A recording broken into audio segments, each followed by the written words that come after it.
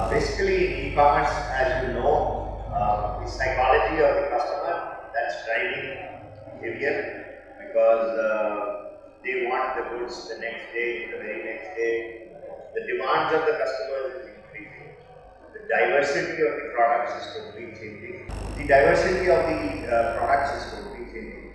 Now, it's very easy to go wrong. So that's something which we continuously work at in delivery because you keep having these new demands which keep coming up, and then if you are not able to satisfy either the customer or the client due to whatever reason, you land up messing up the whole thing.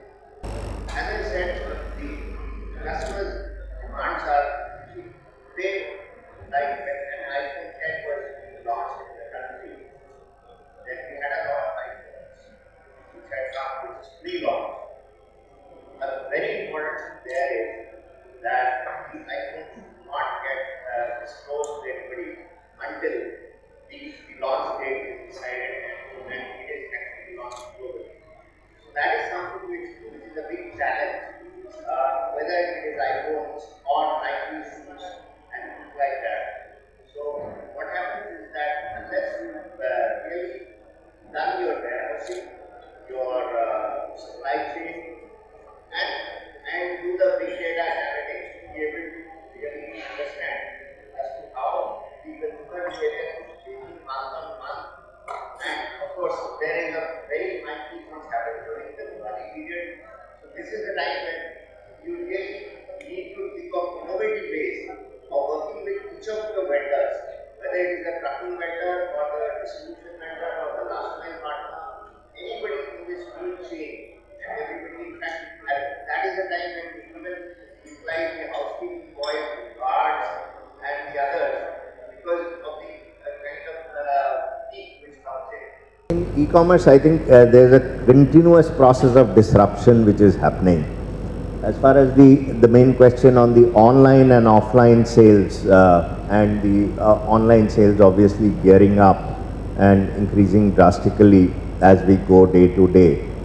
Now, so for that, as a 3PL logistics company or a logistics company, you have to be geared up not just for e-commerce, which would be flyers or shoebox size, and then you have heavy goods and light goods, and then you should, because if you want to cater to the offline portion also and work with the same clients, whether it is H&M or Zara or just anybody else, then you have to develop your FTL capability, which is full truckloads, the LTL capability, which is less than truckload, and also e-commerce. Now, so what we've done, we've amalgamated all these three divisions in our company, and because if you have to be the leader, you've got to be able to service the client end to end and not just one portion. If you are going to service the client just for e-commerce, there's a very good chance that he may drift away to another vendor. So the one thing is that we've amalgamated the FTL, the LTL, and the e-commerce portion. The next thing is that e-commerce deliveries is not just about delivering. As my colleagues have said, it's more of RTO, there's a lot of reverse pickup, and the methods of payment also. There's a demand, there's a 20, 30 types of methods of payment. To be able to accept it, to be able to account it, and transmit all that money back to those clients is quite a Herculean task, because if you see, typically we collect about something like 40-45 crores of hard cash every day, and plus the various other payment wallets, prepaid and the others.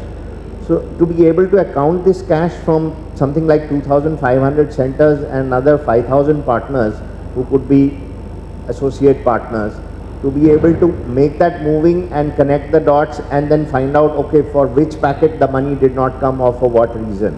Because there, as we said, that 10 to 12%, yes, packets gets returned, there's a reverse pickup on certain portions. Now all that has to get accounted in a mega ecosystem and finally delivered and accounted for. So this is some of the challenges. The other is, as far as the age group and the profile of the buyers, we are today delivering to universities, to schools, colleges, companies, we find that there are lots of people who are very old who are ordering, because now it has become very easy, as simple as pressing 3 buttons. You can order 3 iPhones in 3 button presses, one from Flipkart, one from Amazon, one from Shopcluse, and have all 3 of them delivered, and then decide which one is a better one, and decide to take that, reject the other 2. And also after using the third one, you can decide after 1 week that nahi ye pasand nahi aaya, and you make a complaint to the Amazon or Flipkart or Shopcluse customer service and say this has to be returned. So I mean, this is the kind of customer demand. So we have people who are like 10 years of age in schools who are getting it delivered to their school directly rather than their homes, because probably their parents would know about it and things like that.